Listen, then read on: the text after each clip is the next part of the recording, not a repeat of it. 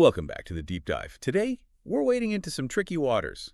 Commercial warfare, really. Yeah, it gets messy. We're dissecting that legal boundary where, you know, tough, aggressive business negotiation slams into outright illegal coercion. That critical line. Exactly. When does demanding a contract modification cross over into what the law calls economic duress? Well, it's like a high wire act, legally speaking, because hard bargaining is, it's just part of commerce, right? Expected even. But the line is defined. It's defined by this doctrine of business compulsion or economic duress. Oh. And our mission today is basically to give you the ultimate shortcut, a framework for spotting and analyzing these claims. How are we going to do that? We're going to conduct a really rigorous element-by-element analysis of the foundational case here, Austin Instrument, Inc. v. Loral Corp. The big one. Yeah, the big one, and show you exactly how courts figure out if a party was genuinely trapped or just, out-negotiated. Okay, let's unpack this then, starting right at the beginning. If someone claims they were forced into a deal, what's the fundamental legal definition? The rule for duress that makes a contract voidable. So the general rule is pretty universal, whether it's physical threats or financial pressure, it says. A contract is voidable when it's proven that the party making the claim, well, they were forced to agree to it by means of a wrongful threat, precluding the exercise of free will. Precluding the exercise of free will. That sounds pretty dramatic, almost like something out of a spy movie. It does, doesn't it? But in a high-stakes commercial deal, maybe a CEO signs a really tough contract because, well, the alternative is losing a lot of money. Does that count? Does that preclude free will? But that's exactly why the law developed let's say, a specific higher standard for economic duress. The threat can't just make the deal painful. Okay. It has to make that transaction basically the only reasonable option left. So the courts came up with a precise three-part test for this kind of business compulsion. All right, lay it on us. What are those three elements you absolutely have to prove for economic duress, especially when one business is threatening to breach a supply contract? Okay, so for the claim to actually succeed, the party that felt threatened has to prove all three things, no exceptions. Got it. Element one. First, there has to be a wrongful threat.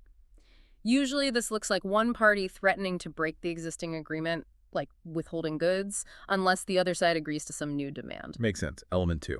Second, and this is really the commercial acid test, you could say the threatened party could not obtain the goods from another source of supply within a reasonable time frame. Okay, no other options. And the third? And third, the ordinary legal remedy, just suing later for breach of contract, would not be adequate to prevent the harm that was threatened. Wow, okay. That is a high bar. You're essentially arguing the market completely failed me and the courts were just too slow to help. That's a good way to put it. You're trapped commercially and legally. Let's put this structure to the test then. Let's analyze Austin Instrument, Inc. v. Loral Corp. using this framework. Yeah. See how it works in the real world. First, what are the legally dispositive facts? All right, the facts here are pure high-stakes military contracting. Loral Corporation had this huge, $6 million Navy contract for radar sets. Big deal. Huge deal. And it came with incredibly strict delivery schedules, staggered monthly deliveries, plus really heavy liquidated damages if they missed a deadline or, worse, defaulted. Ouch. So high pressure from the start. Definitely. And Loral had subcontracted the precision gears they needed for these radar sets to Austin Instrument. Okay, so Austin is the supplier. Yeah. And then Loral got a second Navy contract, didn't they? Exactly. That's where things went sideways. Loral got a second contract, started looking for subcontractors again. And Austin didn't get all the work. Right. Austin didn't get the whole subcontract for the second deal. So Austin's president goes to Loral and basically drops a bomb. Threatens to immediately stop all deliveries of parts on the first existing contract unless Loral agreed to two things. Okay, what were they? One, massive price increases, both retroactive for parts already delivered and going forward. And two, Loral had to award Austin the entire subcontract for all 40 parts on the second contract. Wow. That's a textbook leverage play, isn't it? Absolutely. Weaponizing the existing deal to force a modification and grab all the new business. So what did Loral do? faced with that kind of ultimatum? Well, Loral immediately scrambled. They tried to find another supplier. They contacted their entire list of 10 approved vendors for these specific precision gears. Okay, they looked around. They did. But not one of those 10 could commit to production schedules fast enough for Loral to meet its really urgent, staggered Navy deadlines. So no alternatives available in time. Effectively, no. Loral was staring down the barrel of total default, contract cancellation, crippling liquidated damages on a major government contract. I mean, the whole 9 yards. Nightmare scenario. Completely. So eventually, Loral sent Austin a letter basically saying, "We're left with no choice or alternative but to meet your conditions." They agreed, paid the higher price, accepted the parts. Under protest, presumably. After protest, yes. And then, crucially, after all the deliveries were complete, they sued Austin to get that extra payment back. Okay, that sets the stage perfectly. So what was the core legal issue that the New York Court of Appeals, the state's highest court, had to decide? The precise legal question was this: did Austin's threat to stop timely deliveries under that first contract constitute economic duress? And if so, did that make Loral's agreement to the huge price increases voidable? Basically, was Loral legally trapped, or did they just make a bad deal under pressure? Got it. So what specific legal test, what rule did the court use to draw that line between hardball negotiation and illegal coercion? Could you speak the full rule again and break down its elements for us one more time? Sure. The court applied that specific three-part rule for economic duress we just talked about. Loral had the burden to prove all three. 1, a wrongful threat of breach by Austin. Okay. 2, no reasonable alternative source of supply available within the necessary time frame. Right. And 3, the ordinary legal remedy, just suing for damages later, would not have been adequate to prevent the immediate harm. Thank you. Crystal clear. Now for the court's elemental analysis. Let's really walk through this step by step, applying the facts to each part of the rule. How did the court handle the first element?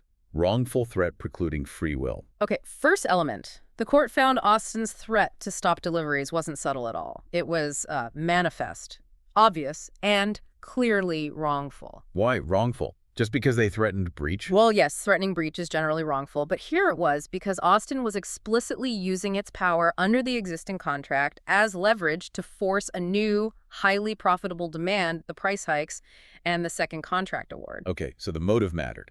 It did. And the court really focused on Loral's genuine jeopardy with the Navy contract, because Loral faced those substantial liquidated damages, potential default, maybe even losing future government business. The court concluded Loral was put in an emergency duress situation. Their free will was effectively precluded. Wait a second, though. I remember the lower court had a different take. Didn't they suggest Loral's fears about those penalties were kind of self-imposed? You know, because Loral signed the tough Navy contract in the first place. Right. Could Austin argue Loral basically created its own emergency? That's a really sharp point, and the lower court did lean that way. But the Court of Appeals, the higher court, flatly rejected that view. How come? Their reasoning was Loral wasn't making up the emergency. The consequences of Austin stopping delivery were real, they were immediate, and they were potentially catastrophic for Loral. Loral's initial willingness to accept tough terms from the Navy didn't give Austin a license to later exploit that vulnerability with a wrongful threat. Ah, okay. So the focus is on Austin's action, not Loral's original risk assessment. Exactly. The threat from Austin was genuine, and given the stakes, it undeniably deprived Loral of reasonable free will in that moment. Element 1 met. Understood. The stakes were just too high for Loral to negotiate freely. Okay, let's move to the crucial second element. No alternative source. This is what you called the commercial acid test. Loral checked its list of 10 approved vendors. Was contacting just 10 vendors really enough? How did the court decide that satisfied the burden of proof? Yeah, this element gained a lot of attention from the court, and rightly so. Loral had to show they couldn't get these very specialized military parts anywhere else in time. Right, the timing was key. Absolutely. So Loral contacted all 10 manufacturers whom it believed were capable and, importantly, approved to make these specific high-tolerance components for military use. And the result? The best any of them could offer was starting deliveries maybe in October, but Loral had Navy deadlines in September and October, so that timeline just didn't work. They'd be late, facing penalties. But hang on. Didn't the dissent later bring up the fact that some trade registry listed way more potential suppliers? Why wasn't Loral required to call every single gear manufacturer listed somewhere? Couldn't they have found someone? That's the million-dollar question, isn't it? And this is where the court drew a really important policy line. The majority held that Loral was not required to go on a wild goose chase, Meaning, meaning they didn't have to seek out unfamiliar or potentially questionable vendors, especially not for critical, high-precision military parts where quality and reliability were absolutely paramount. Imagine the risk. true, a bad part could be disastrous. Exactly. Nor, the court said, was Loral required to go hat in hand to the government and beg for a time extension that might or might not be granted. The law requires a reasonable effort to find an alternative. And contacting the 10 approved vendors was deemed reasonable. Yes. Given the urgency, the specialized nature of the parts, and the established relationship with those vendors, the court found Loral's search was reasonable. They did what a prudent company in that situation would do. So element 2 was also conclusively met. It's fascinating. So it really depends on the context. If this had been, I don't know, standard office supplies Loral needed, Oh, completely different story. then Loral would have failed element 2, right? Because alternatives would be everywhere. Precisely. If Loral could have just ordered the same gears from another reputable supplier down the street, maybe even for a slightly higher price, there's no duress. It's just tough luck in negotiation. Duress requires the feeling that the other party has effectively cornered the market against you, leaving you no viable way out. Got it. The wrongdoer has to cut off the reasonable escape routes. Yeah. Okay, finally, how did the court analyze the third element, inadequate legal remedy? Why wasn't simply suing Austin for damages after they breached considered, good enough? The court looked at the practical reality. The normal remedy in contract law, a lawsuit for breach seeking monetary damages, was frankly completely useless to Loral in that moment. Why useless? They could get their money back eventually. Eventually, yes, but Loral needed the gears now, immediately, to prevent default on those urgent Navy contracts. The delay built into any legal process, even a fast-tracked one, would have meant the very harm Loral was trying to avoid default. Massive penalties, loss of reputation, loss of future business would have already happened. But money later couldn't fix the immediate problem. Exactly. Money damages after the fact couldn't undo the imminent disaster of defaulting on the Navy contract. So the court concluded Loral's only practical functional choice was to pay the coerced price to keep the gears coming, avoid the catastrophe, and then sue later to recover the excess payment. The legal remedy was inadequate for the urgency of the situation. Okay, so the urgency makes the standard legal fix insufficient. And after analyzing all three elements, wrongful threat, no alternative inadequate remedy, the court reached its final conclusion. What was the ultimate holding? The court held that Loral had successfully proven economic duress as a matter of law. They reversed the lower courts and sided with Loral. As a matter of law, not fact. That's significant. Very significant. It meant the court felt the evidence was so overwhelming on these points that no reasonable fact finder could conclude otherwise. But wait, what about the delay? Loral waited quite a while to sue, didn't they? They waited until Austin delivered the very last part in July 1967. Why didn't that long delay, which normally suggests you accepted the deal or ratified it, kill their duress claim right there? Ah, yes, the ratification issue. That's another critical piece. Generally, you're right. A party claiming duress has to act promptly to disaffirm the coerced contract once the duress is removed. So why was Loral's delay okay here? The court found Loral's delay was justified. Why? Because the threat of further business compulsion, as the court put it, still existed. Austin still had to deliver the rest of the parts under that second contract. Loral had been forced to award them. Austin still had leverage. Exactly. If Loral had sued while Austin was still making deliveries, Austin could have retaliated. They could have delayed shipments, caused more problems. The court saw the coercion as ongoing, effectively, until Austin was completely finished and out of Loral's supply chain. Only then was Loral truly free to act without fear of immediate reprisal. That makes sense. A very clear win for Loral in the end, but as we noted, it wasn't unanimous. The court was closely divided. Let's bring in the dissent now. Justice Bergen had a very different view, arguing this whole thing should have been decided as a question of fact, likely against Loral. What were his main points? What does the dissent tell us about how hard this rule is to apply?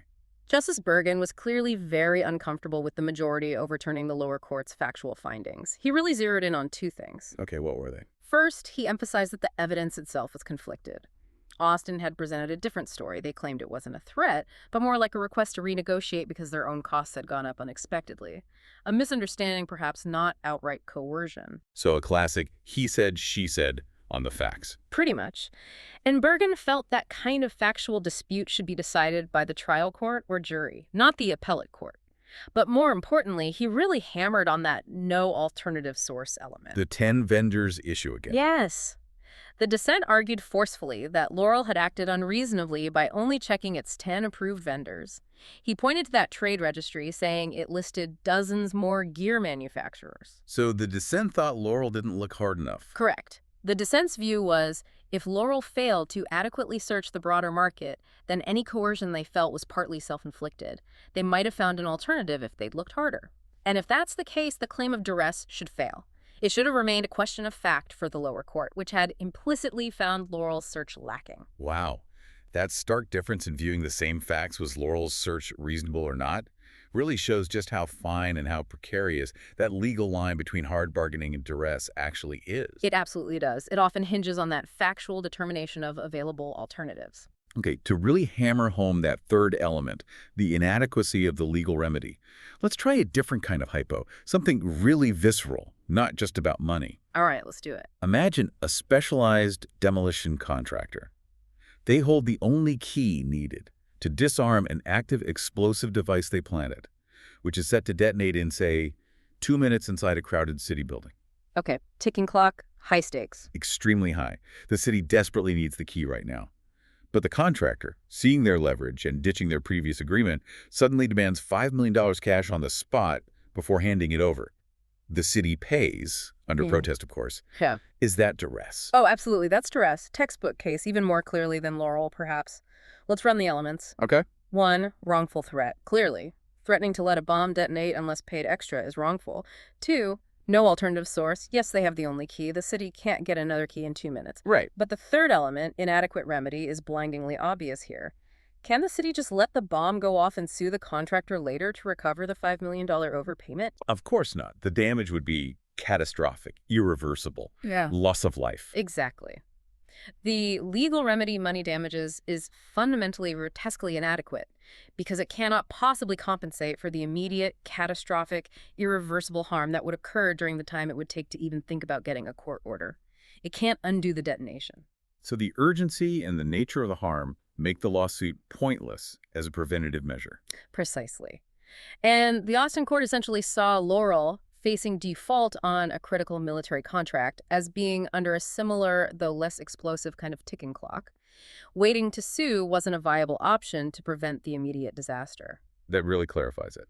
Okay, this detailed analysis seems to synthesize into a pretty solid framework for identifying true duress, not just, feeling pressured in a tough negotiation. Yeah. So for the listener, maybe a law student facing an exam or someone in business who needs that step-by-step diagnostic checklist, how should they approach a dispute over a contract modification? What's the filter?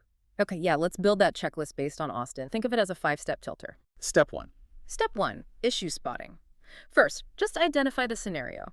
How you got a situation where one party agreed to change a contract, but only after the other party threatened to breach the original deal. That's your trigger. Red flag. Okay, see the threat connected to the modification. Step 2. Step 2, wrongful threat check. Element 1.